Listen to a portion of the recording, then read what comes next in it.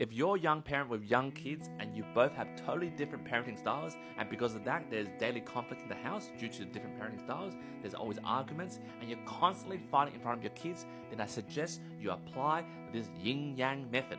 Let's go. Now jump into my notebook over here, which I've collated a lot of notes while working with my rich clients in the last 15 years being their mortgage broker and absorbing how they teach their rich kids. Is that this is called the yin-yang concept. So the concept is if your child, for example, does X, Y, and Z wrong, whatever, one parent goes off like bam, slam. What happens is the other parent doesn't jump on board the bandwagon and starts to AK7 smash the kid as well. You got to be the person that licks the wounds of the child. All right. So after the first parent, mum and dad, whatever, you're the mum and dad, you smash the kid. You send them off to space. Right. They go to the naughty corner. As dad, for example, my wife did it. I'll go there to lick their wounds. All right. I won't be there. Remember, you're not there as a parent to criticize the other partner. Oh, your mum, she's always like that, always criticizing me, blah, blah, blah. No, don't put down your other partner. You're there to lick their wounds, but not to criticize the other person, which is mommy and daddy. You don't criticize them. Okay? And you're also there to go, say this word. This works all the time. Hey, kiddo, what happened? And guys, I just want you guys to shut up.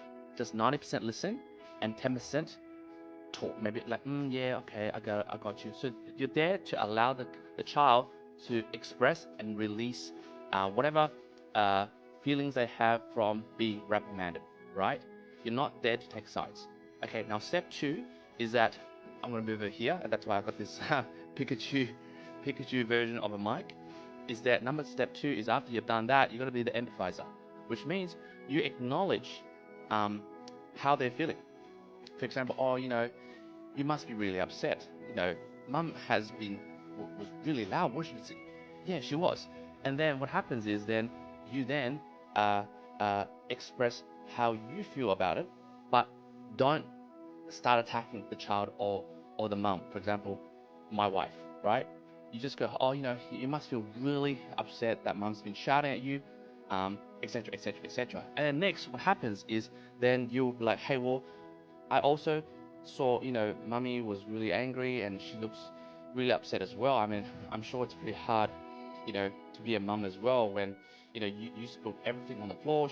And obviously the final wrap is, my wife will come in and apologize. She'll explain how she felt. And, I'll come in and go, well, are you guys going to be best friends right now? So, and then it just resolves.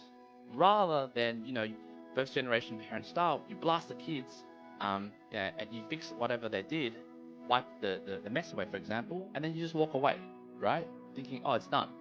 But you don't know how much trauma you've left in your child. So guys, jump in the comments, let me know what other suggestions or things you would like to add to this clip where it's about how you should, number one, recognize your role as a parent, that you always should be on the same page, and always think about contingencies when you're not on the same page, what happens. Okay, love to read your comments.